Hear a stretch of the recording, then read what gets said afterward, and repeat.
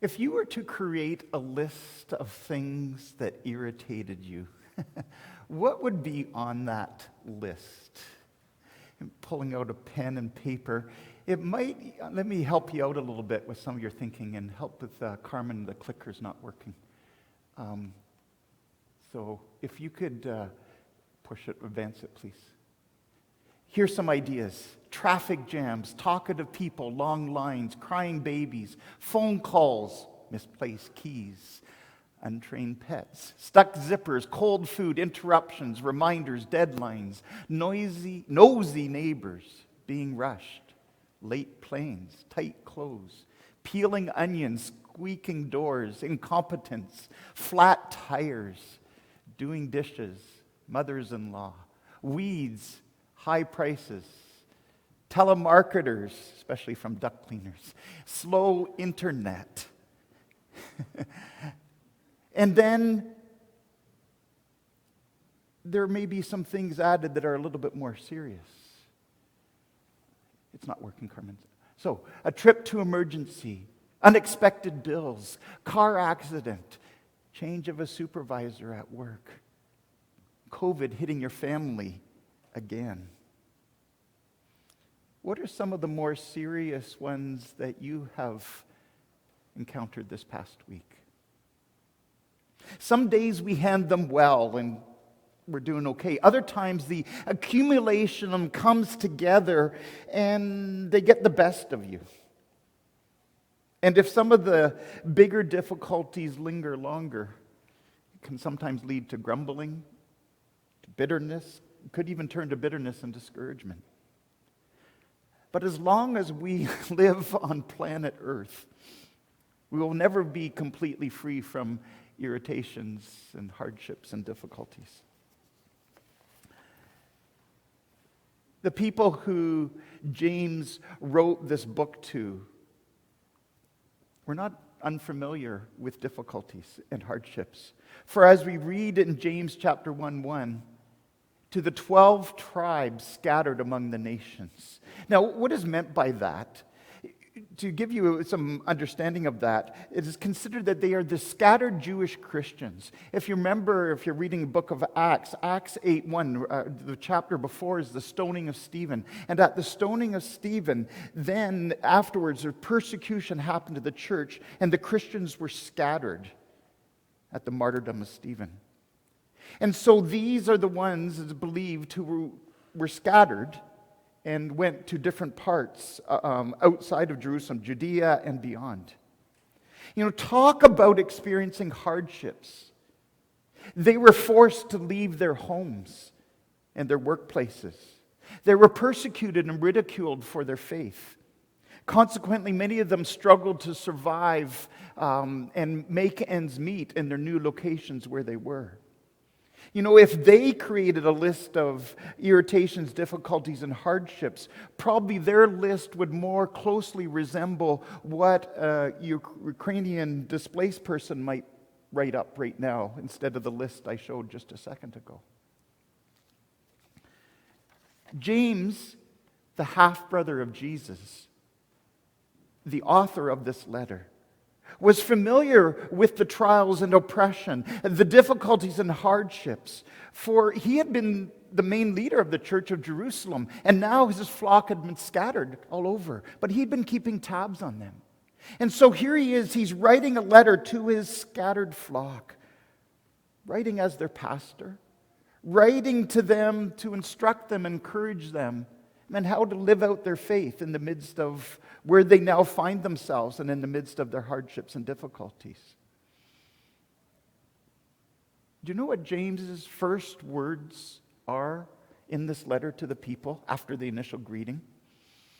It says, "Consider it pure joy, my brothers and sisters, whenever you face trials of any kind." Or, as the J.B. Phillips translation has it, when all kinds of trials and temptations crowd into your lives, my brothers, don't resent them as intruders, but welcome them as friends. So here's my question. Why are we to consider them as joy? Or, as it says there, welcome them as friends. Are we being asked to be sort of deluded in some way or deceived or living in denial of the realities that we're facing? Is that what James is trying to get at here? I believe there's something more here as we continue to look at this passage that will relate to you and me, because we all face irritations and difficulties and hardships of various scales in our lives. And that's what I want to look at this morning.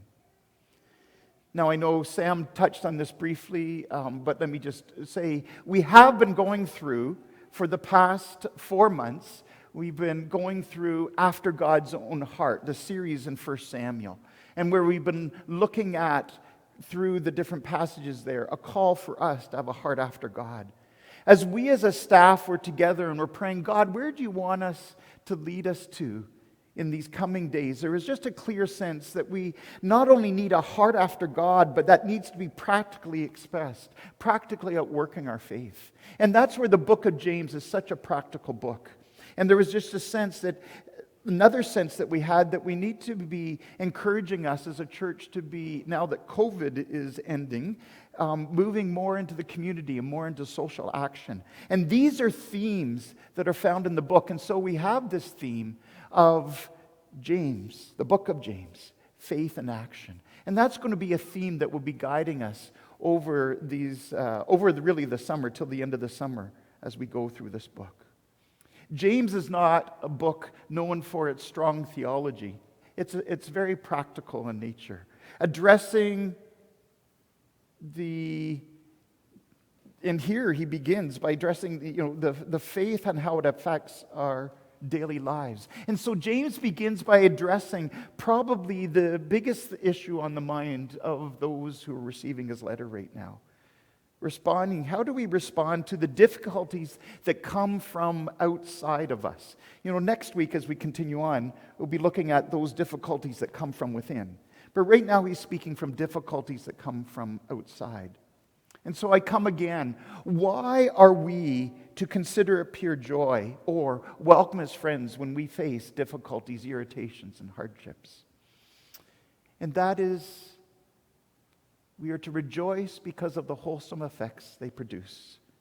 Let's look at, let me put it this way first of all.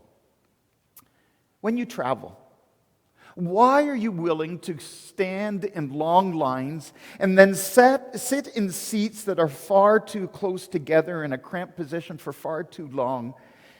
Go through time zone changes sometimes when you're traveling and getting your body clock all whacked. Why do you do that?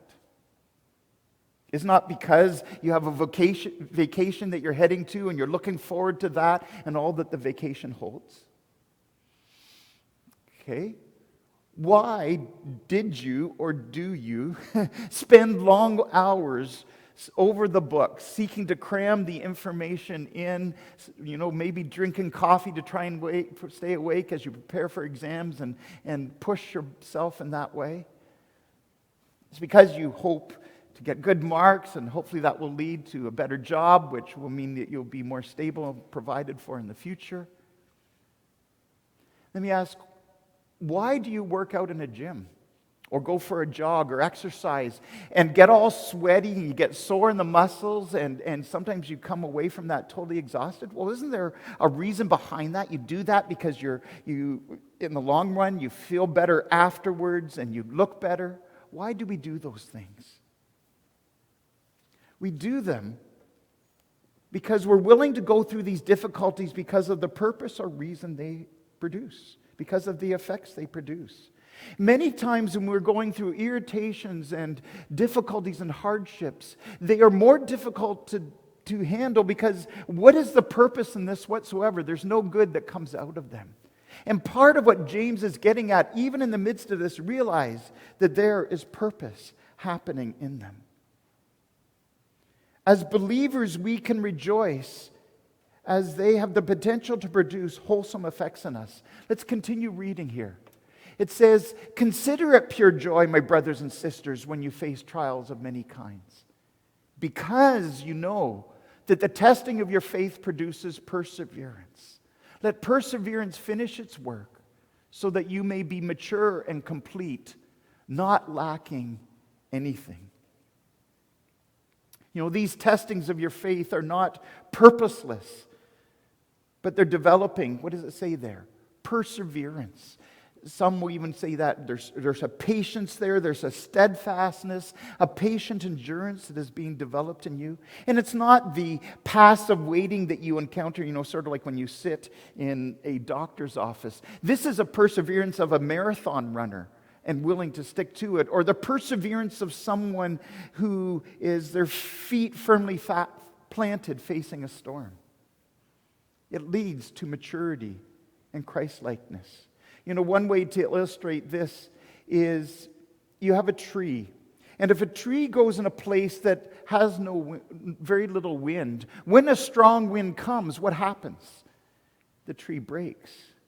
But if you get trees who've been in the place where there's been much wind quite regularly, they grow stronger in the trunk. And so when the fierce storm hits, they are strong and able to withstand the wind.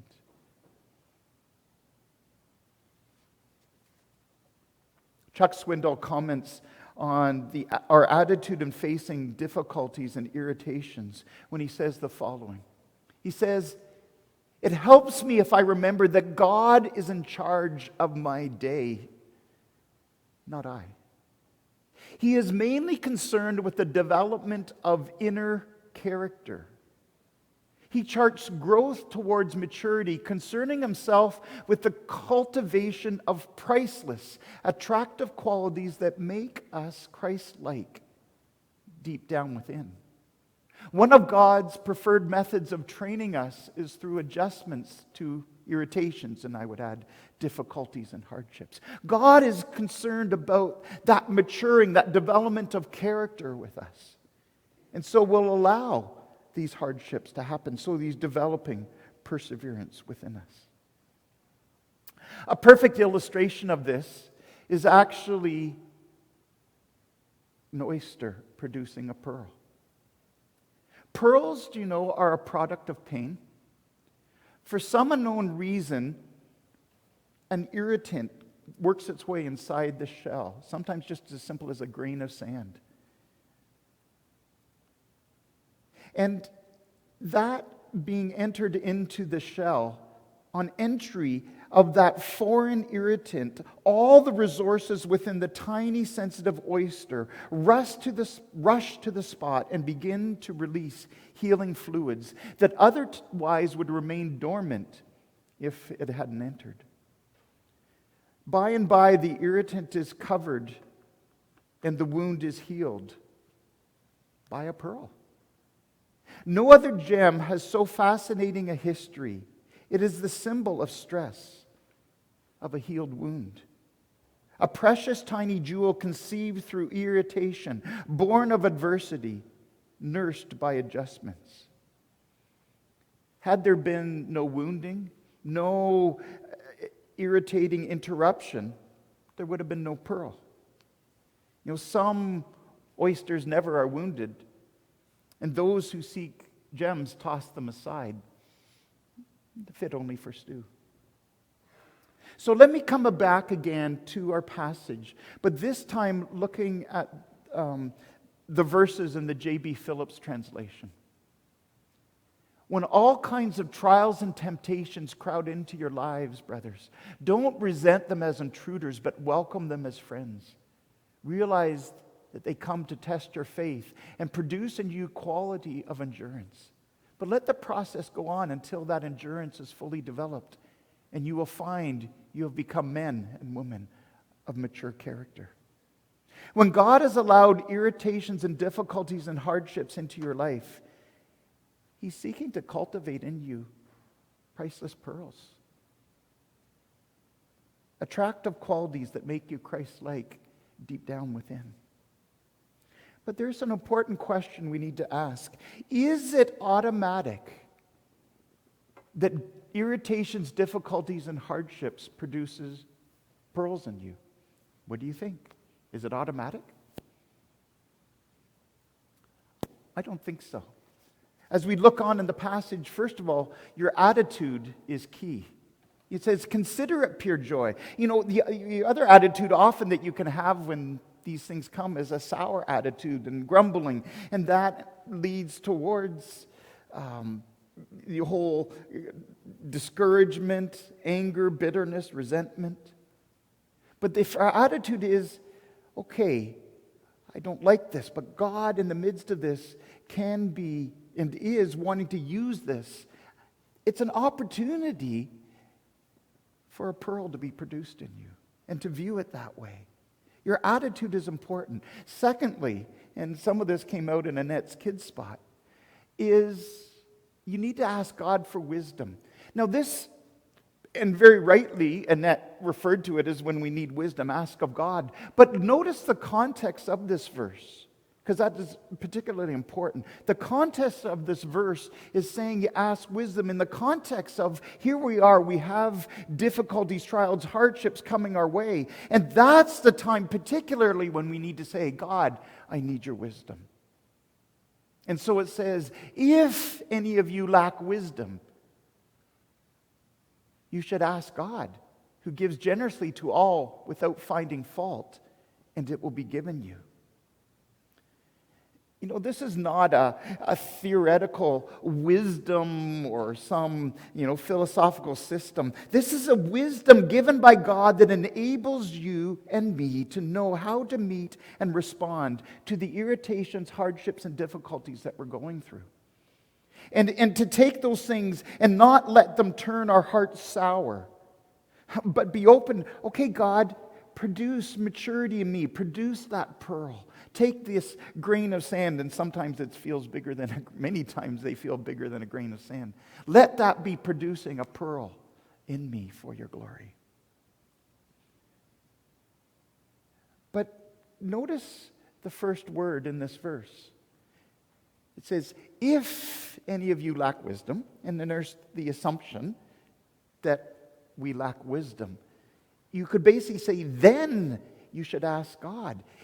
Implied in that, if we do not ask, it may mean we do not receive. That's like when I was preaching 2 weeks ago about finding strength in God. One of the first steps is reaching our hand up to God.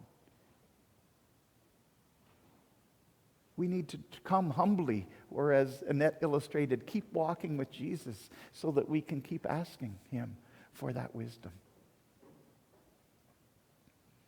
And look how God is described. I love the words there. It says, who gives generously to all. You know, God is not there with a clenched fist. He's open-handed, wanting to give generously. But what does it mean without finding fault? And that's something that has always confused me a little bit. You know, who gives generously to all without finding fault. I think sometimes there can be a sense of us, almost a reluctance. Here I go again, God, I need to ask wisdom.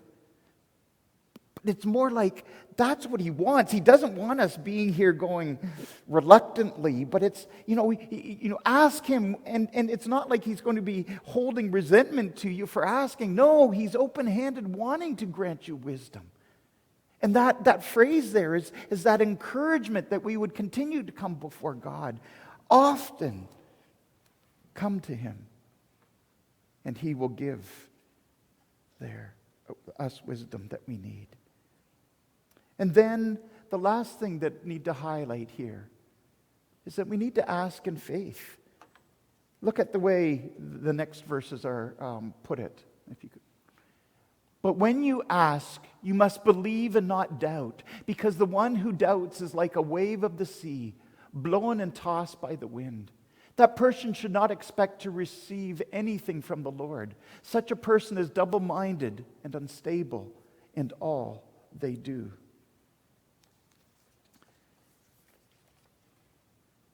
We need to ask in faith, believing that God is one who is generous and wanting to, and has the ability and desire to give wisdom to us. You know, it's, the phrase there talks about, not like, or the person is compared doubting, like one who's tossed on the sea. And then it has that phrase, double-minded. And actually, the literal Greek translation, could that be doubled-souled? And it's almost like saying, I believe, I don't believe. And they're vacillating back and forth between. And some may say, how is that the same as, let's say, the father that when he came to Jesus and said, Jesus, heal my son if you can. And then Jesus says, if I can. And he responds, I do believe, help me in my unbelief. I don't sense that that's an oscillating back and forth. He had that desire to believe, his faith wasn't strong. Here we're talking with someone who's sort of double-minded, or to use it in that illustration, not walking with Jesus, sort of sometimes are, sometimes not. You need to walk with that stability, that you walking with God, and God, I come to you, and I want to receive the wisdom that you eagerly want to give me.